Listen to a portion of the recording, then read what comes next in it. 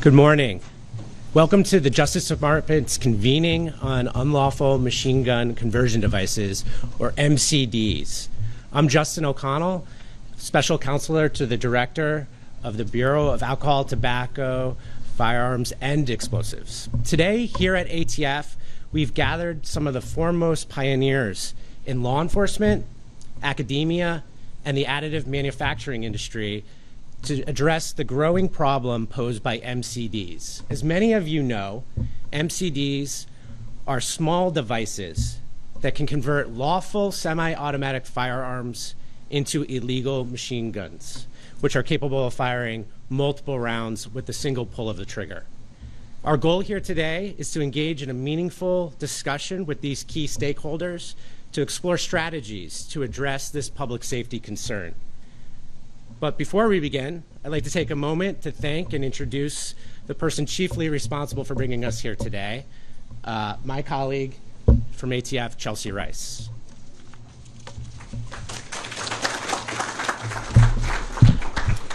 Thank you so much. Good morning. My name is Chelsea Rice. I am also a special counselor to the director at ATF, and I would first like to thank Justin for being a fantastic partner and setting this up, and friend, and really being full support throughout all of this. There are so many people to thank for getting to where we are today.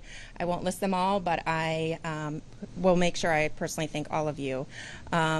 First and foremost, though, I would like to thank our director, Steven Dettelbach, who really, throughout the time that I have had the privilege of working with him and for him, since he first hired me as an assistant United States attorney in Cleveland, Ohio in 2010, and then I joined him here at ATF. He is innovative and driven to find unique solutions to use every tool at our disposal to address the greatest public safety threats that we are facing. And so really it is with his exquisite leadership and drive to do justice and protect the public that brings us all here today. So I really, we owe him a great debt of gratitude. You all have the programs. I don't want to spend much of your time with me speaking, so I will just say in introducing Director Dettelbach that he, as I referenced, was the United States Attorney in the Northern District of Ohio, has worked in the Department of Justice for multiple decades, and at ATF has truly been a leader and an innovator, and it is my privilege to introduce to you our Director, Steven Dettelbach. Thank you.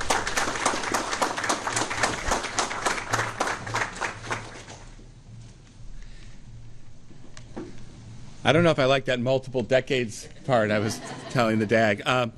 Good morning and welcome to ATF. I want to thank Chelsea and Justin, who you just heard from, for your leadership in putting together today's important convening.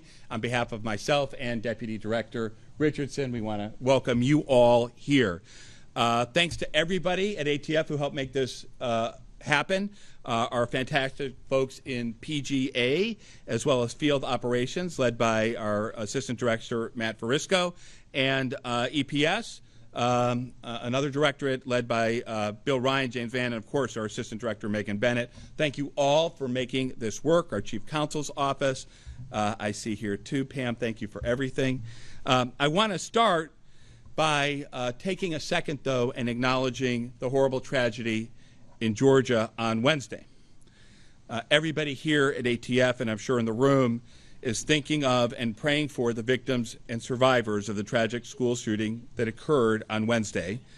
Our hearts go out to the people there, to their families, to that entire community, to the victims and survivors, and to the victims and survivors of senseless gun violence that takes and changes the lives of tens of thousands in this country. Hold on, let's wait 1 second. That takes and also changes the lives of tens of thousands of people in this country every single year. The brave and talented folks at DOJ and ATF, though, are about more than just thoughts and prayers. We are about action.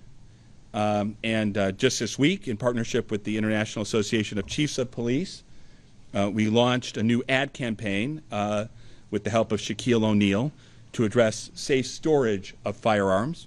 Of course, in this country, you have a right to bear arms, but as an American, you also have a responsibility, a duty to properly secure them. More than 200,000 firearms are reported stolen from private individuals each year. And those guns do not go for hunting. They are often used to hurt other Americans. So we are about action. And speaking of action, doing things, that's what today's convening is, of course, all about. I'm really thrilled that this event is happening here at ATF. Today, we are bringing together leading members from academia, from the private sector, from law enforcement to prosecutors to address a dangerous threat to public safety, the proliferation of MCDs, or machine gun conversion devices. And let's start here to sort of set the table for this.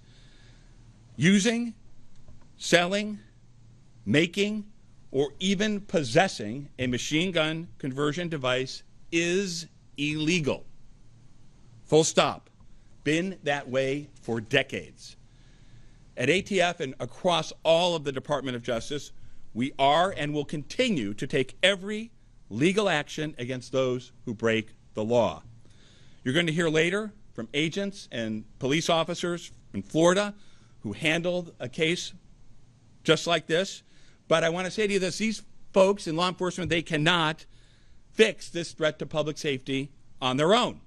We need to raise awareness on this issue. We need to educate and inform the public. And we need in government to enlist outside help, ideas, collaboration from the best minds in every sector, private, public, academic, to make real progress. That's why we turned, for instance, to Dartmouth College's Thayer School of Engineering. That's why we also turned to faculty from Wichita State University, really unique innovation campus, which brings together people from academia and students and industry to work on everything from aviation to law enforcement.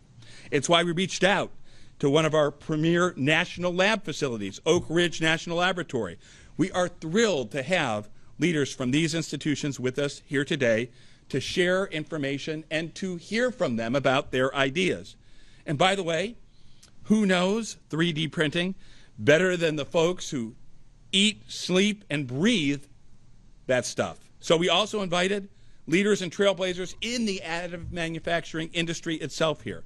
We're very excited and grateful to have the people from these places, from these institutions here with us, to have their skills and expertise, and for their willingness to learn and brainstorm ways to stop the use of these innovative products and technologies to create illegal machine gun conversion devices. These technological developments, this industry, it provides tremendous positive value to our economy and to our country. And it's this misuse that we're here today to try and get a handle on. Because in our nation, we are best when we work together on these types of hard issues, not separately and certainly not at odds. We're also grateful, and I take particular pride in ATF's own subject matter experts, many of whom you'll hear from today. They work tirelessly and have for decades, dedicating their lives to stay ahead of emerging threats to public safety like MCDs. And of course, we are beyond honored to have the Deputy Attorney General of the United States here today, Lisa Monaco. That she is here is a testament to the seriousness of this issue and also to the Department's commitment to taking a collaborative approach to problem solving and the strong support that we have from the Department of Justice and leadership itself on this issue. Thank you very much, Deputy Attorney General Monaco. I know you have an incredibly tight schedule, and that you're even giving us any of your time today is just a testament to your leadership. You'll hear shortly about some new steps we're taking to even further our enforcement efforts at Department of Justice to hold accountable people who illegally possess or sell machine gun conversion devices. But let me just give you some background. Decades ago, Congress banned, except in very limited circumstances, new machine guns. And if you had told folks, I think in law enforcement, let's say 10 years ago, that in 2024, machine guns would be a major threat to public safety, I think they'd have rolled their eyes at you in disbelief back then. It's in the days of Al Capone anymore. Yet, here we are in this room. And everywhere I go, all around the country, I talk to law enforcement, I listen to them, and they all tell me the same thing, that that pounding, repetitive sound of automatic weapon fire has hit the streets of this nation like jackhammers, and it has shattered so many lives. This resurgence is being driven by increased access to machine gun conversion devices. And as Chelsea and Justin said, many times these are sort of small pieces of plastic and metal. They look relatively innocuous, but they're anything but innocuous. Because what they do is they convert a lawful semi-automatic weapon, which means a weapon that shoots one bullet every time you pull the trigger, into an illegal machine gun. And what that means is every time you pull the trigger, it shoots multiple rounds. And when a gun is modified with a conversion device, sometimes it looks just like this. It has the potential to fire hundreds of rounds per minute, and sometimes even 1,000 or more rounds per minute. Think about that. I want to be very clear. A conversion device on its own, a device like this on its own, is an illegal machine gun under federal law, and that's whether it's in a firearm installed or not. At ATF, we're working tirelessly with our local, state, and federal law enforcement partners and prosecutors, who we have great representation from here today, to combat this problem, because these items are a threat to public safety and to law enforcement. Just a couple of the tragedies we've seen recently to make this really land for people. A murder of a police officer in Houston, Texas. The officer's killed during a narcotics arrest, an event that is devastatingly caught on the slain officer's own body camera. A police chief in Allegheny County, Pennsylvania, fatally shot in the head during the pursuit of a suspect wanted on probation violation. Law enforcement recovered 5 firearms from the deceased suspect, including a modified item that was firing as a machine gun. And just this summer, 21 people shot and 2 killed at a party in Detroit after a shooting involving multiple firearms. At least one was also equipped with an MCD. Where, get this, over 100 shell casings, and we see this often, are recovered from the scene. Now, when we first started seeing this, machine gun conversion devices appeared to be a localized problem. They affected just a few different states, and they were sort of an item that gangs and drug traffickers tried to get. In just a short time, however, with technological advancements in additive manufacturing, specifically 3D printing, law enforcement began to see MCDs spreading like wildfire. More and more of these devices were being sold over the internet and on social media, and more they're actually just being printed by inexpensive 3D printers in homes and garages everywhere. And not only was I hearing about this from chiefs and sheriffs and mayors and communities leaders, but we were seeing hard data that backed up what I heard. I remember one chief telling me, I remember his words, it's raining Glock switches. In 2023, ATF released Volume 2 of the National Firearms Commerce and Trafficking Assessment, which reports on crime guns. The report revealed that in the decade before 2021, there was a 570% increase in the number of conversion devices reported recovered by law enforcement. 570%. By the way, this number almost certainly underestimates the true scope of the problem, because these are the things that are recovered and reported. And law enforcement, in many instances, doesn't even know what to look for always when it searches for machine gun conversion devices, because they don't look like Tommy guns, right? They look like this. That's why, of course, we harnessed our expertise as the nation's expert in MCDs here at ATF to work with and train alongside our prosecution colleagues, all our law enforcement colleagues and partners, how to spot these devices, how to identify them, how to charge the individuals with machine gun conversion device violations. And we've done trainings for literally thousands and thousands of our law enforcement partners. Because, did I forget to mention it? I'll say it again. Illegal possession of a machine gun is a federal crime, period. So given the 570% increase in recoveries, it's not a surprise that machine gun conversion devices are now the most common type of illegal firearm recovered in ATF trafficking cases. They account for almost 55% of the firearms recovered in our trafficking investigations between 2017 and 2021.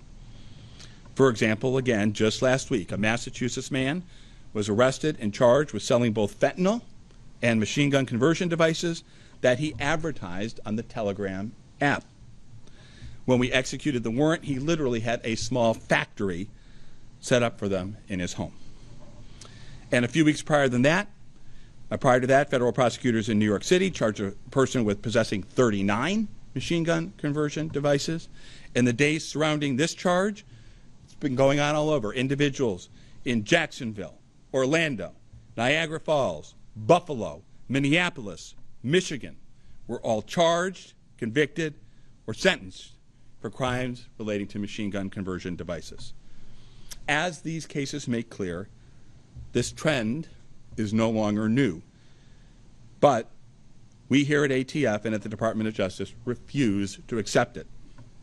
To combat this troubling development, ATF took action. In 2023, we launched the Emerging Threats Center, bringing together in one place ATF's experts to stay ahead of technological developments like 3D printers that could be misused to illegally circumvent our nation's gun laws in the future.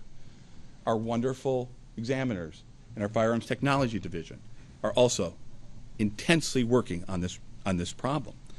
But we understand at ATF that to truly disrupt this problem, it's critical to engage with external stakeholders, like the ones we have with us here today, from the additive manufacturing industry to academia.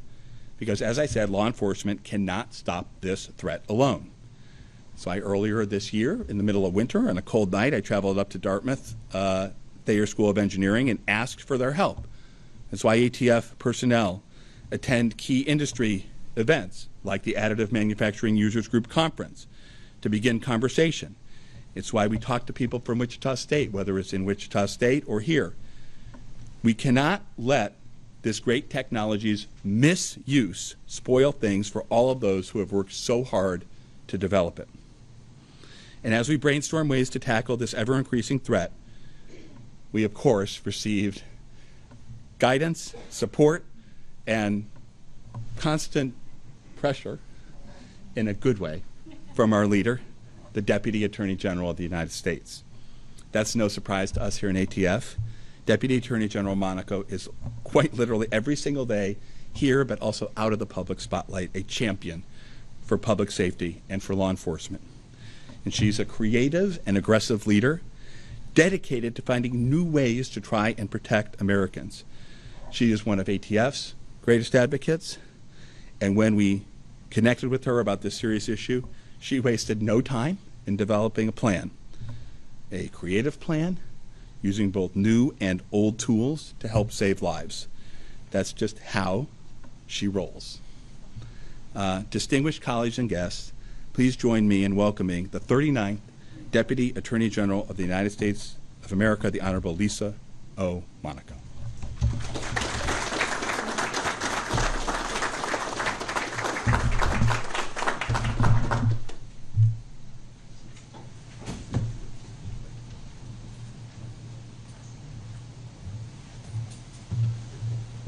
Good morning, everyone. Good morning. A little more active. Good morning. Good morning. All right. Thank you, Director Dettelbach, for that very kind and generous introduction. Before I begin, though, I want to echo Steve's comments and express my sympathies again to the families and loved ones of those impacted by Wednesday's horrific school shooting in Winder, Georgia. The Department of Justice stands with all law enforcement and community members responding to this terrible tragedy. Now, turning to our mission today, I am grateful to Director Dettelbach and to his leadership and the leadership and vision of ATF in gathering this group that are around these tables here today, folks from law enforcement, from academia, from the private sector, coming together to tackle the spread of machine gun conversion devices and the violence that they leave in their wake. I also want to extend a special welcome and a warm one and a thank you to our partners from Dartmouth College, from Wichita State University, from Oak Ridge National Lab, and representatives from the 3D printing industry for coming together to address the abuse and misuse of technology to accelerate violence in our communities. Thank you for your engagement today and over the last year as we work together to identify ways to get these deadly devices off of our streets. The Department of Justice has no higher priority than keeping our communities safe. We've been all in on reversing the violent crime uptick that started during the pandemic in 2020, an uptick defined by an increase in gun crimes in too many communities. Gun crimes made more violent, more deadly by machine gun conversion devices.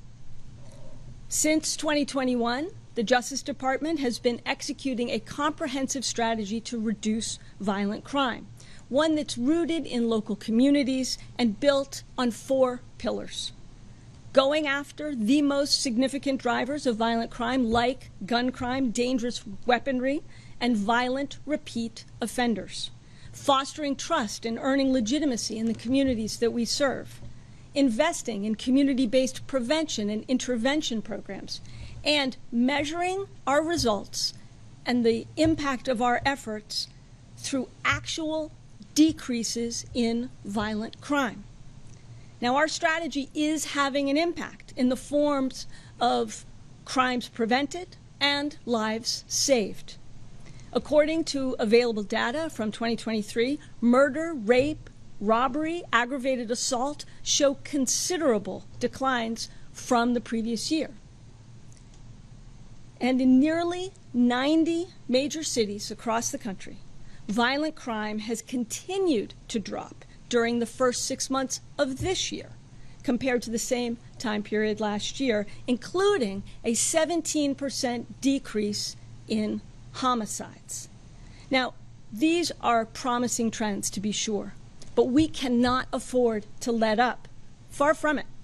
We must continue our focus on the most significant drivers of violent crime, and we must continue identifying emerging threats to our communities. So that's why we're here. We're here to discuss one such emerging threat, machine gun conversion devices, or MCDs, also known as switches or auto sears. These highly dangerous devices that are often just a small piece of metal or plastic, as Steve showed, can convert a run-of-the-mill firearm into a weapon of war. From a shooting at a Sweet 16 party in Dadeville, Alabama, which claimed 4 lives, to a drive-by shooting in Cincinnati, Ohio, killing an 11-year-old boy in the crossfire. MCDs can transform a street corner into a combat zone, devastating entire communities. The law classifies an MCD as an illegal machine gun. I want to be clear, because of its destructive effect, the possession of an MCD is illegal under federal law. So the proliferation of these MCD devices requires our immediate and sustained attention. Machine gun conversion devices convert handguns and rifles into machine guns. The result is a deadly combination, more rapid firing, amounting to hundreds of bullets in mere minutes with one pull of a trigger. So even as the number of shootings goes down, when the spread of MCDs is unchecked, the number of fatalities can go up. Using MCDs is illegal, selling MCDs is illegal, and being in possession of MCDs is illegal. They're cheap, they're not hard to manufacture, often with 3D printers, as you see, and they've been proliferating for years. Today, MCDs are the most frequently recovered type of illegal firearm. And the growing use of MCDs by criminals presents a danger to the public and to brave members of law enforcement who put their lives on the line every single day and who should not have to face such dangerous weaponry. So given the clear danger MCDs pose to our communities, today I'm issuing a department-wide directive, and we are taking action to confront this threat in 3 ways. First, I'm establishing the Justice Department's Action Network to terminate illegal machine gun conversion devices, or anti-MCD for short. The Anti-MCD Committee will be co-chaired by ATF and one of our U.S. attorneys who's been employing innovative strategies to address the MCD threat. The committee will include representatives of the department's law enforcement agencies and prosecutorial components. I'll be asking the Anti-MCD Committee for recommendations on how to best deploy department resources to reduce the proliferation of MCDs. To ensure seamless coordination, to spot trends, and gather intelligence, the Anti-MCD Committee will work with the department's law enforcement components to update the tracking of MCD seizures and prosecutions in real time. And the committee will help drive best practices for work across law enforcement and across government on joint initiatives and prosecution efforts to crack down on MCDs. Now, key to getting MCDs off the streets is training those on the front lines confronting these deadly devices on the latest MCD technologies and enforcement authorities. So the second action I'm announcing today is the creation of a national MCD training initiative, spearheaded by ATF and designed to equip law enforcement and prosecutors with the tools they need to combat MCDs. Given how quickly MCD design and distribution networks are evolving, ATF will continually update training driven by the latest intelligence. Just today, the Bureau of Justice Assistance and the ATF are releasing a new training module for law enforcement around the country, educating them on detecting and identifying MCDs. And while we're improving our training and while we're improving our data, we'll also be adding to our capabilities. ATF will designate a national MCD coordinator to serve as a hub of expertise for all of our partners. Now, as law enforcement adapts to the MCD landscape, so too must the Department of Justice's prosecutors, led by the U.S. Attorney community. U.S. Attorneys' offices are already doing great work here, and I really want to thank Chris Kavanaugh for his leadership representing the U.S. Attorney community today and for his work on this issue with the Attorney General's Advisory Committee. So today, to continue to build on that work, I'm directing all 94 U.S. Attorneys' offices to prioritize MCD prosecutions by employing comprehensive and district-specific MCD enforcement strategies. And over the next 90 days, each U.S. Attorney's office will meet with federal, state, local, tribal, and territorial enforcement partners to identify promising MCD-related enforcement practices. Now, many U.S. attorneys are already doing this. For example, Project Switch Off was launched late last year by Bob Traster from the Western District of Oklahoma. And working with ATF, his federal prosecutors have trained nearly 500 Oklahoma City police to identify, recognize, and refer MCD offenses for federal prosecution. And his office has also been providing training to the district's judges to underscore the dangers posed by MCDs. Bob's office is prioritizing the prosecution of MCD offenses, and in less than a year, the Western District of Oklahoma has charged nearly 40 individuals with MCD-related offenses. That's compared to 8 total prosecutions between 2020 and 2022 before this initiative. And you know what? It's having an effect. Switchers aren't appearing like they used to on their streets or on social media. A member of the Oklahoma City Police Department recently reported to the U.S. Attorney about the impact of these federal prosecutions in their community, saying, and I quote, "Gang members are scared to death to use the switches because their buddies are going to federal prison. It's very clear your prosecutions are making a huge difference in our community." end quote. This is a powerful example of how, working together, we can make a difference for our communities. And that's why I've asked Bob to serve as the co-chair of our anti-MCD committee. Now, as we focus on getting MCDs off our streets, this much is clear. Law enforcement cannot do this alone. Today's convening is a critical step, but we're still at the beginning of this work in many ways. Work that can't be limited to how we train law enforcement and how we prosecute offenders. It must also include stopping these devices from reaching criminals in the first place. While many MCDs are manufactured in the United States, others are imported from overseas, from markets like China. We need to do more to disrupt that illicit flow.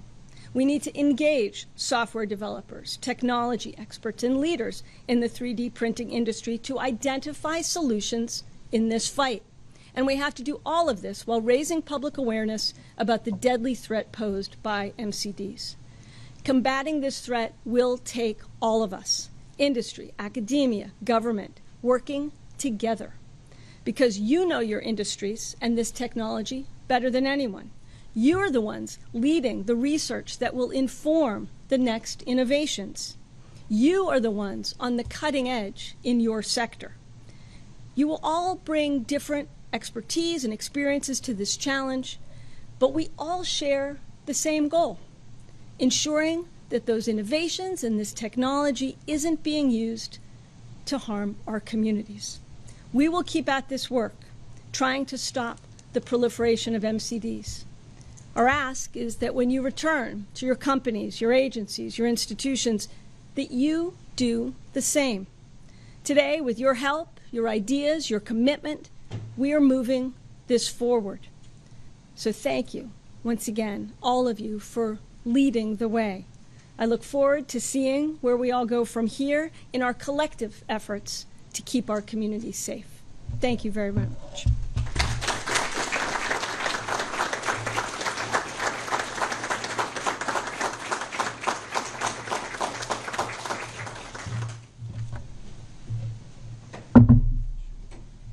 Thank you so much, Deputy Attorney General Monaco, for your support, your office's support. Thank you also to Senior Counsel Michael Dresner for being a fantastic partner in this event and supporting ATF and all of us and all that we do. Thank you.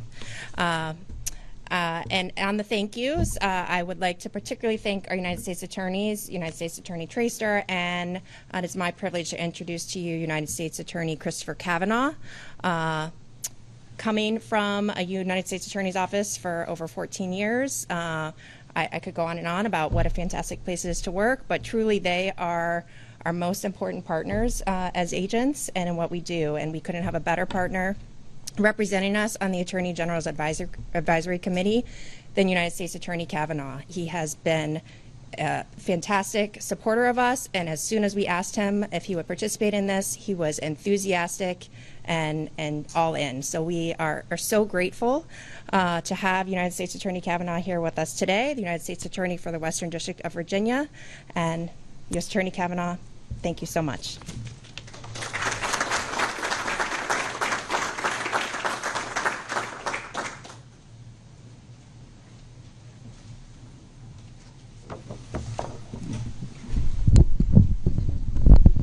Good morning. My name is Chris Kavanaugh. I'm the United States Attorney for the Western District of Virginia.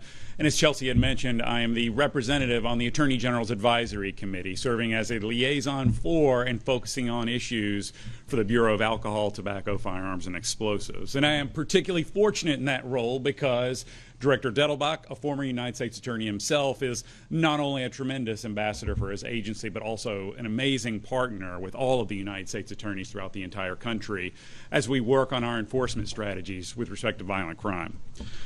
Today, I'm here on behalf of the entire United States Attorney community, all 93 of us from coast to coast throughout the entire country, who serve as the chief federal law enforcement officers in our respective districts.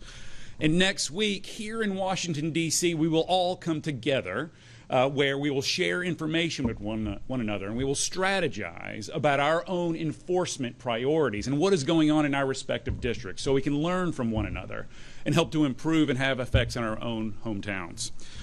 And to give you a sense of just how rapidly the threat of gun violence can change in a country, just as recently as 5 years ago, really no one in the United States attorney community was talking about machine gun conversion devices, switches, or auto sears. We weren't seeing them. They were, in many cases, just a hypothetical. Now, especially given the spike in the last 2 years, machine gun conversion devices dominate the conversation when United States attorneys get together and talk about our individual enforcement strategies. And that is because all 93 of us throughout the country are seeing these devices on our streets. They're being pulled out of vehicles.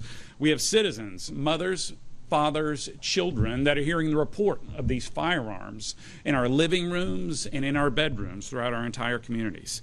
And more members of our society are falling victim to the never-before-seen lethality of these devices, of what was previously just a simple handgun. Think about that just for a moment. 5 years ago, in just 5 years, something completely unexpected has come onto the scene and caused an entire new wave, an entire shift in violent crimes caused by firearms. And that is why I'm so grateful. I am so grateful for the leadership of Deputy Attorney General Monaco and Director Dettelbach in calling attention to and prioritizing an all-tools in the toolkit approach to this rapidly evolving threat and doing whatever we can to eliminate it. And the United States attorneys are following that lead, and that is precisely what we'll continue to do. As just a couple of more examples, in Massachusetts, United States Attorney Josh Levy and his office just seized over 350 website domains that are used to illegally import these switches or machine gun conversion devices. In New York, U.S. Attorney Breon Peace and his office used a civil complaint and obtained a temporary restraining order against a firearms company that was illegally selling forced reset triggers, a device designed to convert AR-15 type rifles into machine guns themselves. In Texas, all 4 United States attorneys from the northern, southern, eastern, and western districts have come together for Operation Kill Switch, in which they partnered with local Crime Stopper programs to offer cash rewards for information that would lead to individuals who possess these devices or the 3D printers that are making them. And as you'll hear from an example from Bob Tracer later today, and as mentioned by the Deputy Attorney General, United States attorneys across the country are seeking to doing whatever we can to try to educate state and local law enforcement officers who often don't recognize these devices. We have to teach them about the lethality of them, how to recognize them so they can be referred for appropriate federal criminal prosecution. And we will continue throughout the entire country to leverage the laws that Director Dettelbach was mentioning, any and all of them that we can, to hold people accountable who use these dangerous devices. But that's not going to be enough, and that is why I'm so grateful for all of us here today, representatives from industry, academia, and of course law enforcement, to come together to take action to help reduce and hopefully eliminate the proliferation of these devices and the violence that they reap in our communities. Thank you so much for your time here today, and it's an honor to be here.